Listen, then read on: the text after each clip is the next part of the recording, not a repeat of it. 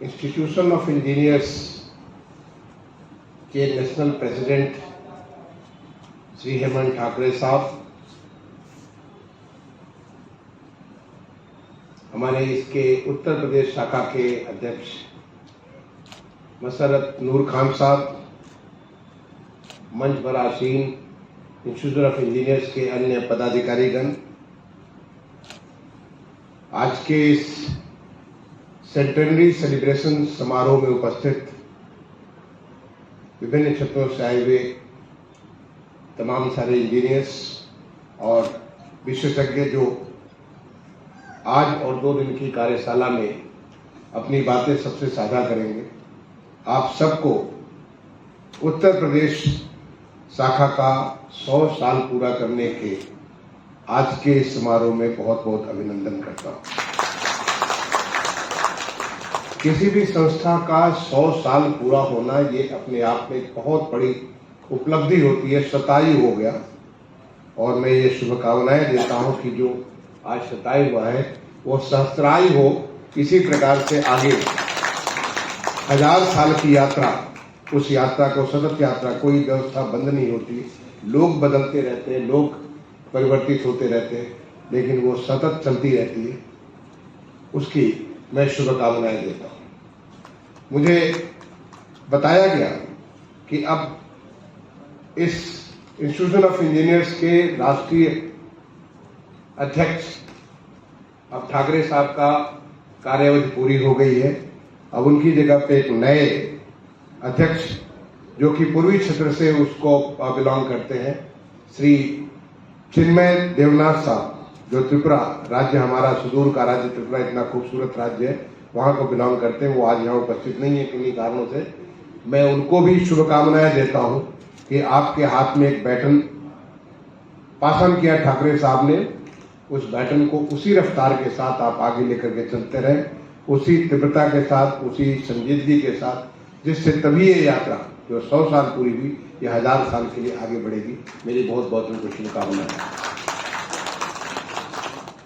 मुझे खुशी है कि आज ये जो आप लोगों ने 2 दिन की कार्यशाला आयोजित की है, उस कार्यशाला का एक बिंदु रखा आपने कि किस प्रकार से हमारे इंजीनियर्स, जो देश का अमृत काल है, जिसका शुभारंभ माननीय प्रधानमंत्री जी ने अपने 15 अगस्त 2022 को लाल किले के प्राचीर से अपने राष्ट्र के संबोधन में बताया, पूरे देश को बताया कि अमृत काल की प्रथम बेला है और ये हमारी आगामी 25 साल की यात्रा देश को विकसित देश बनाने के लिए यात्रा है। सारा देश मिलकर के, सारा देश के हर कोई लोग मिलकर के एक टीम इंडिया के रूप में, जो 5 प्रण उन्होंने बताया, 5 प्राण, उन 5 प्राण के माध्यम से देश को एक विकसित राष्ट्र बनाने के लिए महत्वपूर्ण भूमिका अदा करेंगे। मैं इंजीनियर्स, इंस्टीट्यूशन ऑफ इंजीनियर्स को इस बात की भी शुभकामनाएं देता हूं कि आपके माध्यम से आपके जो सारे सदस्य हैं, वो इस जो एक देश के लिए बहुत महत्वपूर्ण यात्रा है, उस यात्रा में अपना भरपूर योगदान देंगे, जिससे हमारा देश एक विकसित देश बनकर के आगे निकलेगा। मैं इस मंच से धन्यवाद ज्ञापित करूंगा ठाकरे साहब को, उन्होंने मुझे भी इंस्टीट्यूशन ऑफ इंजीनियर्स का एक सदस्य के रूप में नामित किया, मुझे स्वीकार किया। क्योंकि हूं तो मैं पढ़ाई से मैं इंजीनियर से हूं। मैंने IIT कानपुर से 1983 में इलेक्ट्रिकल इंजीनियरिंग में अपनी शिक्षा पूरी की। ये दूसरी बात है कि मैं किसी भी एक दिन भी इलेक्ट्रिकल इंजीनियर नहीं रहा। उसके बाद में सीधा भारतीय प्रशासनिक सेवा में 1984 में आया और उसके बाद एक लंबी पिछले 4 दशक से देश की सेवा में लगा हूं।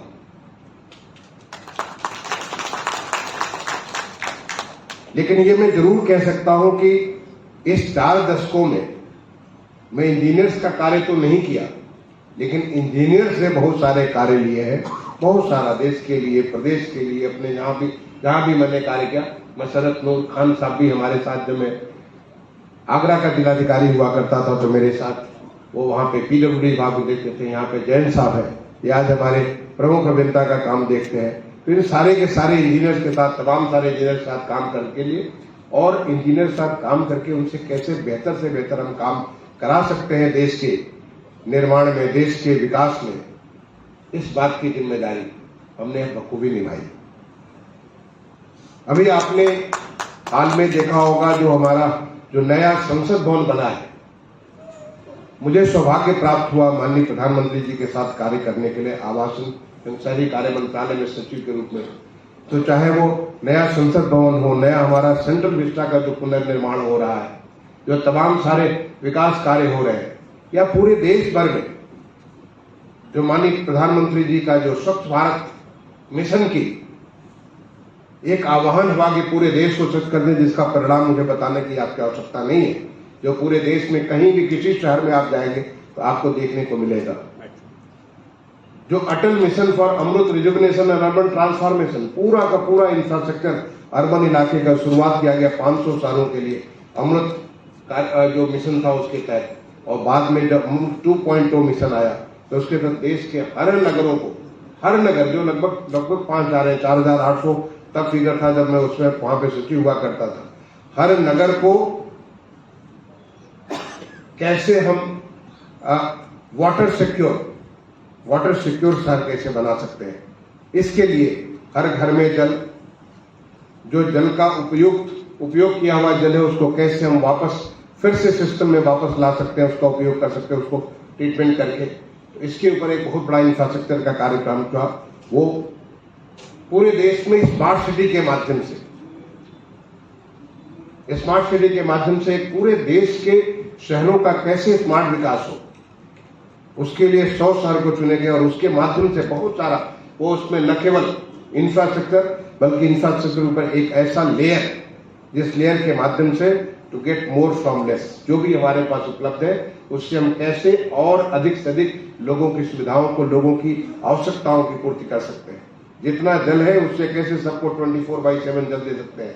जो हमारे पास ऊर्जा है उस ऊर्जा के माध्यम से कैसे हर एक को सेवा दे सकते हैं। शिक्षा की जो व्यवस्था, हर चीज को, स्वास्थ्य की व्यवस्था, एक स्मार्ट व्यवस्था देने के लिए पूरे देश में जो आज मिशन से मूवमेंट का रूप ले चुका है कि आज हमारे सारे नगरों को, सारे शहरों को कैसे हम स्मार्ट बना सकते हैं, आगे का स्मार्ट विकास कर सकते हैं, उसका एक लक्ष्य बना। यह प्रधानमंत्री आवास योजना, जिसमें माननीय प्रधानमंत्री जी ने एक लक्ष्य लिया जो दुनिया में आज तक किसी ने कभी नहीं लिया, इतना बड़ा चुनौतीपूर्ण लक्ष्य कि हम हर एक को आवास देंगे। सोच करके एक सिहरन हो जाती है, एक कंपन हो जाती है लोगों की। देश में, नगरों में 1 करोड़ से ज्यादा मकान बनाने का लक्ष्य किया गया, जो कभी नहीं हुआ। इसके पहले पूरे 12 साल में केवल 8.5 लाख मकान बने थे। पूरा जो उसके पहले जो यूपीए की रिजीम थी और उस यूपीए रिजीम के बाद 2 साल और मिला करके 8.5 लाख मकान बने थे, और यहाँ पे 1 करोड़ से ज्यादा मकान सोच भी कोई नहीं सकता। लेकिन माननीय प्रधानमंत्री जी का जो एक आभा की जो शक्ति थी, और मुझे सौभाग्य मिला उसको कार्य करने के लिए, आज देश में करीब 1 करोड़ 24 लाख मकान सैंक्शन है। 1 करोड़ से ज्यादा मकान के ऊपर काम चालू हो गए, 1 करोड़ 2 लाख, और लगभग 70 लाख से ज्यादा मकान पूरे हो गए, जो कि लोगों को दे चुके हैं। और उसको मैंने देश के कोने कोने में घूम घूम करके देखा हुआ। हर मकान जिसमें पीने का पानी हो, जिसमें शौचालय हो, जिसमें गैस का चूल्हा हो, जिसमें बिजली का कनेक्शन हो, ताकि उसको सारी सुविधाएं हो जिससे वो अपनी जिंदगी की अपनी आकांक्षाओं को पूरा कर सकता है। ये हर गरीब को मकान देने का काम, और उसमें हमारा प्रदेश सबसे ऊपर है, पूरे देश में सबसे ऊपर है। आज लगभग 18 लाख से ज्यादा मकान सैंक्शन है, 14 लाख से ज्यादा मकान पूरे करके लोगों को दिए जा चुके हैं शहरी इलाके में। इतना बड़ा कार्य जो है, ये भी हमारा जो है, जिसमें आपको शायद जानकारी होगी, माननीय प्रधानमंत्री जी ने एक बार अपेक्षा की कि कैसे हम दुनिया की बेस्ट कंस्ट्रक्शन टेक्नोलॉजी को अपने देश में ला सकें, और उसके ऊपर हमने जब कोशिश की तो उसके बाद ग्लोबल हाउसिंग टेक्नोलॉजी चैलेंज का एक प्रारूप लाया, जिसे मार्च 2019 में माननीय प्रधानमंत्री ने लॉन्च किया। और हमारे देश में दुनिया की बेस्ट 6 कंस्ट्रक्शन टेक्नोलॉजी जो चेन्नई में, राजकोट में, इंदौर में, लखनऊ में, रांची में और अगरतला में, इन 6 शहरों में वो नई टेक्नोलॉजी, 6 अलग अलग किस्म की टेक्नोलॉजी है। कैसे हम बहुत तेजी से कंस्ट्रक्शन कर सकते हैं, कैसे हम जो तमाम किस्म के जो डिजास्टर होते हैं उससे रेजिलिएंट कंस्ट्रक्शन कर सकते हैं, कैसे हम लोग अपनी जो रिसोर्सेज है उसका बेस्ट से बेस्ट प्रयोग कर सकते हैं। ऐसी नई टेक्नोलॉजी, और टेक्नोलॉजी नहीं लाए बल्कि टेक्नोलॉजी के माध्यम से लोगों को प्रशिक्षित करने के लिए टेक्नोग्राही कार्यक्रम करके उसके माध्यम से लोगों को प्रशिक्षित करने का कार्य किया। जो हमारा नेशनल अर्बन लाइवलीहुड मिशन, कैसे हम अलग अलग तरीके से लोगों को उनके लाइवलीहुड अपॉर्चुनिटीज, नए नए अपॉर्चुनिटीज क्रिएट कर सकते हैं। और जो देश में मेट्रो का विकास हुआ, आपको जानकर आश्चर्य होगा कि 2014 के पहले मात्र 240 किलोमीटर मेट्रो थी, और वो भी केवल 5 शहरों में। आज लगभग 900 किलोमीटर मेट्रो है, और वो 22 शहरों में। और यही नहीं, 28 शहरों में करीब 1200 किलोमीटर मेट्रो पे काम चल रहा है। देश की पहला RRTS, regional rapid transport, Delhi से मेरठ के बीच में ये पूरा का पूरा जो है ये इसको बन करके तैयार होगा, और बहुत जल्दी मैं समझता हूं उसका पहला 17 किलोमीटर का उद्घाटन होने जा रहा है। और पूरी की पूरी योजना हमारी 2025 तक पूरी तरह से दिल्ली से मेरठ तक, जब आप 35 मिनट में एक एक्सप्रेस ट्रेन से चल सकते हैं, 55 मिनट में सारे 15 स्टेशन रुकते हुए चल सकते हैं। ऐसी टेक्नोलॉजी हमारे देश में है। ये सारा का सारा काम करने में, ये सब सारा तो इंजीनियरिंग का ही काम है। हर एक काम इंजीनियरिंग का है, चाहे वो पार्लियामेंट का कंस्ट्रक्शन हो, चाहे वो हमारे पूरा सेंट्रल विस्टा का पुनर्निर्माण हो। सारे सेंट्रल विस्टा का जो आज कर्तव्य पथ बना हुआ है, जिस प्रकार से वहां पे हटमेट से उनको हटा करके सारा का सारा एक नया भवन आप जाकर के देखें, आपको गर्व होगा। देश में इस प्रकार का मॉडर्न कंप्लीटली एक आधुनिक सुविधा जो है हमारे मिलिट्री सर्विस के सेवा के लोग हैं उनके लिए जो बना है, दो बड़े बड़े वहां पे पूरे के पूरे ऑफिस कॉम्प्लेक्सेस बने हैं। आप देखें कि किस प्रकार से उसमें टेक्नोलॉजी का प्रयोग किया गया।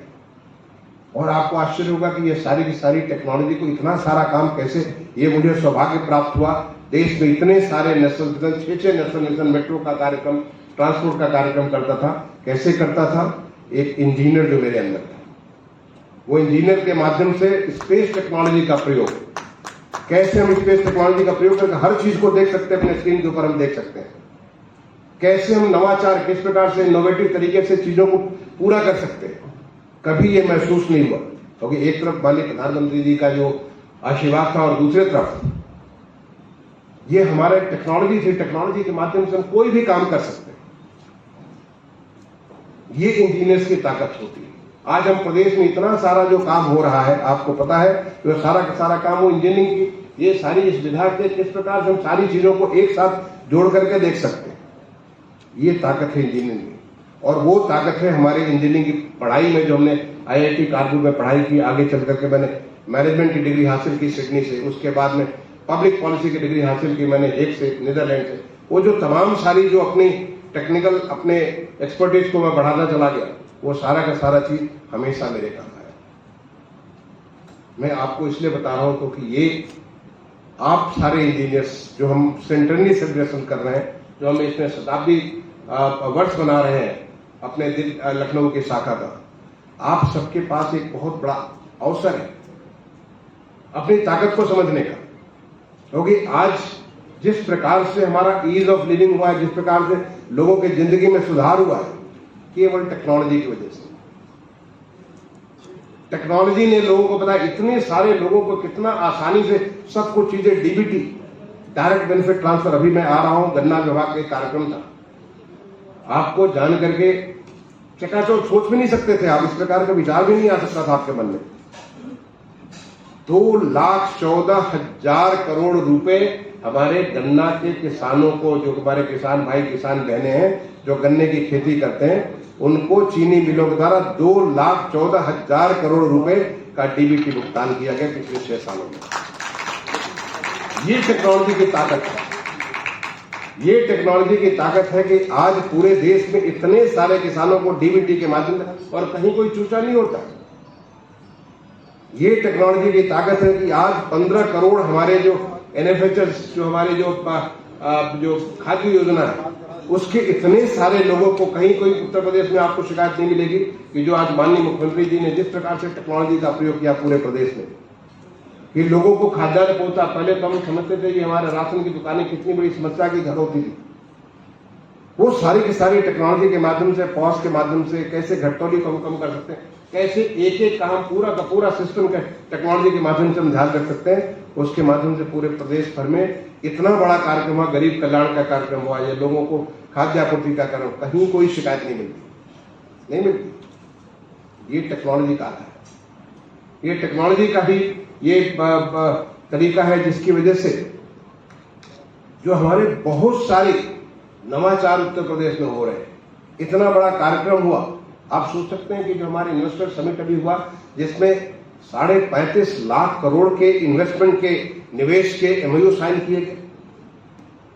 अगर इस प्रकार के निवेश के एमओयू करीब लगभग 3000 लोगों ने इस प्रकार के एमओयू साइन किए, ये संभव नहीं था अगर हम इसको फिजिकली इस प्रकार से करते। ये सारी की सारी व्यवस्था कंप्लीट ऑनलाइन व्यवस्था, आप सारी व्यवस्था इस प्रकार से ऑनलाइन व्यवस्था की गई, ऐसी व्यवस्था दी गई जिससे कि आप कहीं से कहीं भी बैठ के 24/7 365 डेज जहां भी चाहे वहीं से बैठ करके आप एमओयू साइन कर सकते हैं।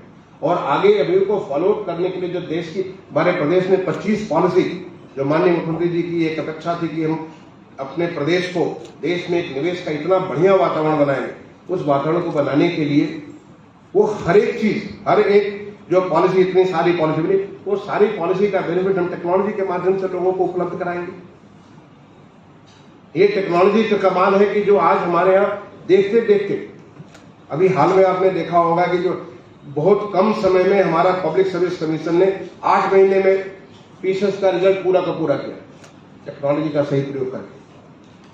आज इतनी सारे हमारे एक्सप्रेसवे बन रहे हैं टेक्नोलॉजी का प्रयोग करके। जिस प्रकार से टेक्नोलॉजी ने नए जो हमारे इनोवेशन हमारे समाज में जिस प्रकार से बढ़ रहा है, हमारे बच्चों में लगभग 2 करोड़ बच्चे प्राइमरी स्कूलों में हमारे एडमिट हैं।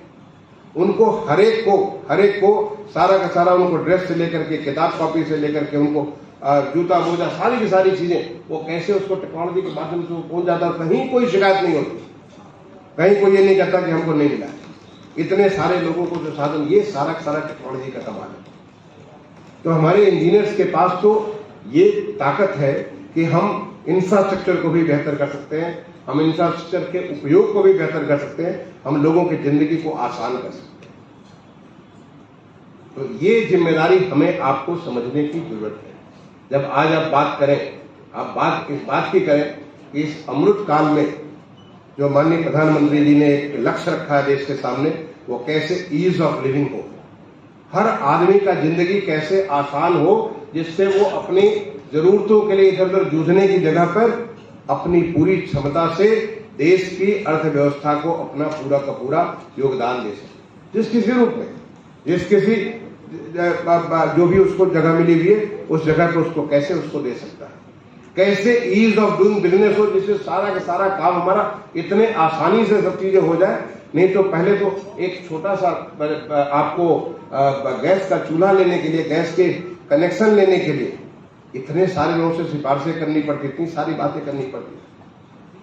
आपको अपने मकान बनाना, मकान का नक्शा बनाने के लिए पीछे पीछे भागते रहना पड़ता था सालों, तब जाकर के आपको कहीं से जो है मैंने आपको करप्शन का भी उसको झेलना पड़ता था, और साथ ही साथ अपनी तो सारी की सारी नुकसान होती। लेकिन आज सारी की सारी चीजें ऑनलाइन, सारी व्यवस्था हो गई। आपको चाहे सड़क बनाना हो, चाहे बिल्डिंग बनाना हो, चाहे किसी प्रकार के निर्माण करने हो, उस निर्माण करने में कैसे चीजों की आपकी अकाउंटेबिलिटी लास्ट पॉइंट तक हो सकती है, जिससे जब उसका प्लानिंग कर रहे हो, तब जब प्लानिंग के बाद एग्जीक्यूशन कर रहे हो, तब जब उसको आप जांच कर रहे हो, तो हर स्तर पे कैसे अकाउंटेबिलिटी हो सकती है, ये टेक्नोलॉजी ने आज साबित किया है। और आने वाले समय में, इस अमृत काल में जब देश का पूरा परिवर्तन हो रहा है, मैं समझता हूं कि टेक्नोलॉजी का उपयोग और ज्यादा बढ़ता चला जाएगा, और ज्यादा बढ़ेगा, ताकि लोगों की जिंदगी आसान हो। जो हम कहते हैं लोगों की जिंदगी, उसमें हम आपको भी गिनते हैं। ऐसा नहीं कि केवल आम आदमी की जिंदगी आसान होगी, हर कोई की जिंदगी आसान होगी, हर माँ की जिंदगी आसान होगी, हर बहन की जिंदगी आसान होगी, हर बच्चे की जिंदगी आसान होगी, हर लोगों की जिंदगी आसान होगी, और हर बिजनेस करने वाले की जिंदगी आसान होगी, हर इन्वेस्टमेंट करने वाले की जिंदगी आसान। कैसे चीजें को आसान हम कर सकते हैं, उसमें हम लोगों का एक बहुत बड़ा रोल हो सकता है।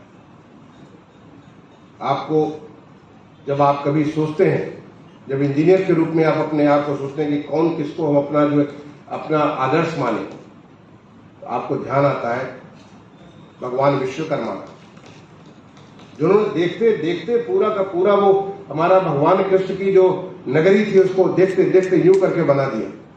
अभी तो टेक्नोलॉजी रही होगी, और हम उसी भगवान विश्वकर्मा के ही तो संतान है, उसके ही तो पीछे हम लोग पैदा हुए। हमारे डीएनए में भी तो वो सारी की सारी चीजें। आपको ध्यान आता है सर विश्वेश्वरैया का, जो हमारे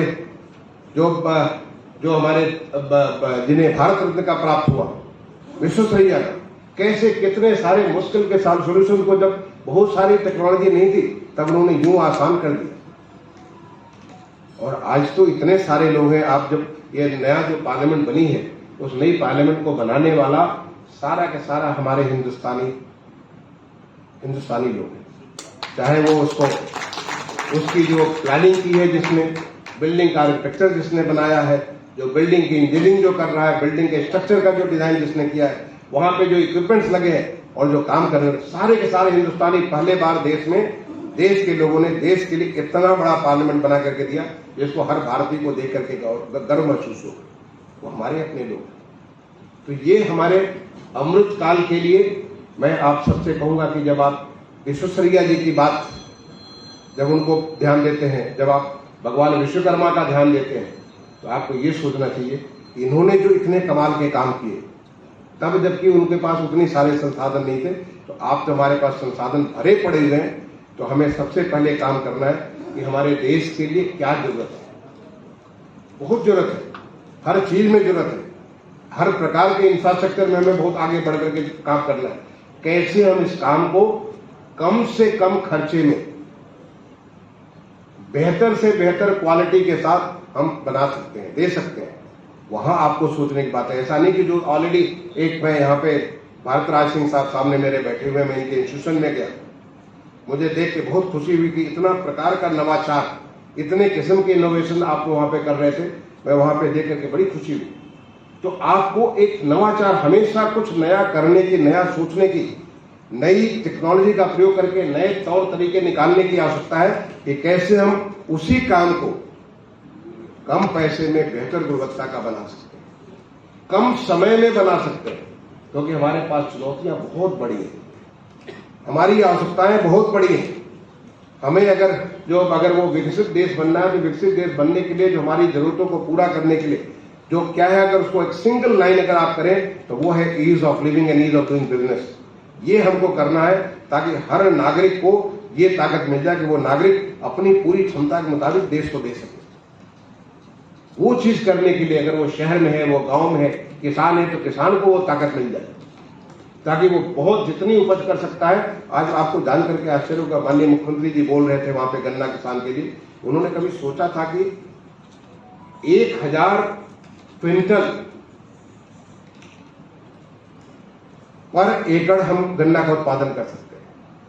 होता नहीं था, कोई सोच भी नहीं सकता था। इतनी बड़ी सोच रखना, जैसे माननीय प्रधानमंत्री जी ने सोचा कि हम 1 करोड़ से ज्यादा मकान दे देंगे, ये कोई सोचने की किसी की हिम्मत नहीं है। उन्होंने सोचा और आज उसको साकार हो। माननीय मुख्यमंत्री जी ने सोचा और आज उन्होंने पुरस्कृत किया करीब 2640 क्विंटल पर हेक्टेयर, यानी 1000 क्विंटल से ज्यादा पर एकड़ का। और किसने किया? हमारे किसान भाइयों ने किया, उनको आज पुरस्कृत किया है। क्यों? क्योंकि उन्हें नई तकनीकी का किया, नए तौर तरीके उन्होंने अपनाए, नवाचार किया। उस नवाचार के माध्यम से ये भी संभव है। तो अगर सोचने लगे तो कहीं भी हमारी, जैसे भगवान विश्वकर्मा ने जो बनाई, जो हमारी जो किया, विश्वेश्वरैया जी ने जो बात काम किया, ऐसे हम सबके अंदर विश्वकर्मा भी है, हम सबके अंदर विश्वेश्वरैया भी है।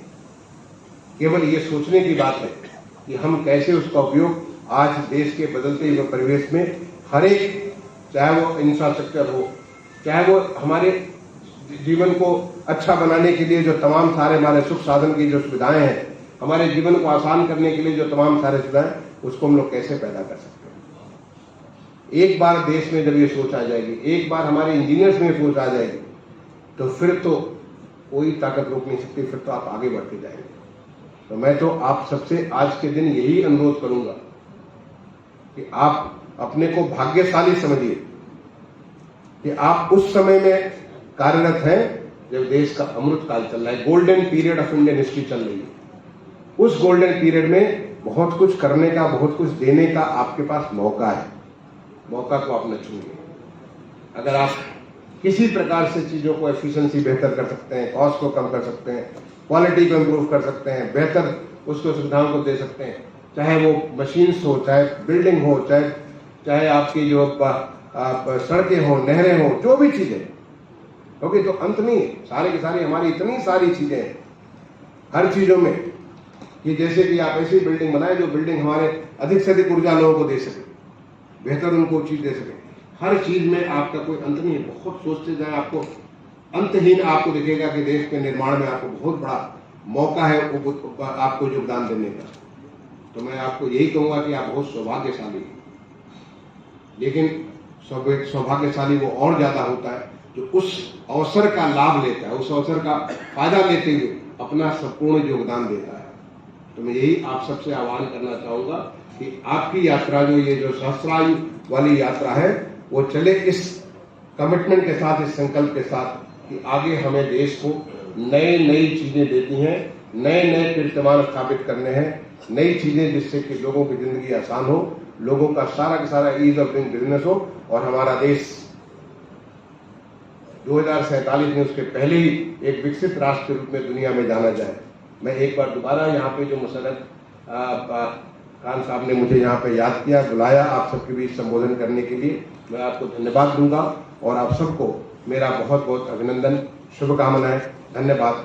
जय हिंद, जय भारत। मैं अभी बस मेरा नीचे नजर गई, मैंने देखा, मुझे ये अभी लगाने के लिए आपने कोशिश की, मैंने मना कर दिया। ये आप तो पहचान ही रहे होंगे, बहुत सारे लोग लगा के यहाँ बैठे हुए हैं। मैं आपसे आज के दिन एक आग्रह करता हूँ, एक निवेदन करता हूँ। तो जब मुझे कोई ये लगाने की कोशिश करता है तो मुझे बड़ा कष्ट होता है, अपनी भावनाओं को आपसे शेयर करना चाहता हूँ। इससे आपकी पहचान तो नहीं बनती है। अगर आप ये समझे कि मैं ये लगा लूंगा तो मेरी एक नई पहचान बन जाएगी, नहीं बनती। मेरा पहचान मेरे व्यक्तित्व है, मेरा और सब चीजें, इसको बना करके मैं कूड़ा पैदा कर रहा हूं। मैं पूरे देश में 7.5 साल जो है देश में, और आज मैं प्रदेश में स्वच्छ भारत मिशन को इस तेजी के साथ मेरे घर कर गया, मेरे अंदर ये सोचने के लिए रिड्यूस, रीयूज एंड रिसाइकल। हमारे त्योहार में जो माननीय प्रधानमंत्री जी ने अभी हाल में, आपको मालूम होगा कि केवड़िया में उन्होंने लाइफ स्टाइल फॉर इन्वायरमेंट, आज जिस प्रकार से हमारे इन्वायरमेंट का, पर्यावरण का नुकसान हो रहा है, आज जो क्लाइमेट चेंज की विभीषिकाएं आप सबको नजर आ रही है, बोलने की जरूरत नहीं है। क्लाइमेट चेंज, समय से बारिश नहीं होना, समय से ज्यादा बारिश हो जाना, बहुत सारी ऐसी इतनी सारी हीट वेव्स, इतनी सारी चीजें हो रही हैं।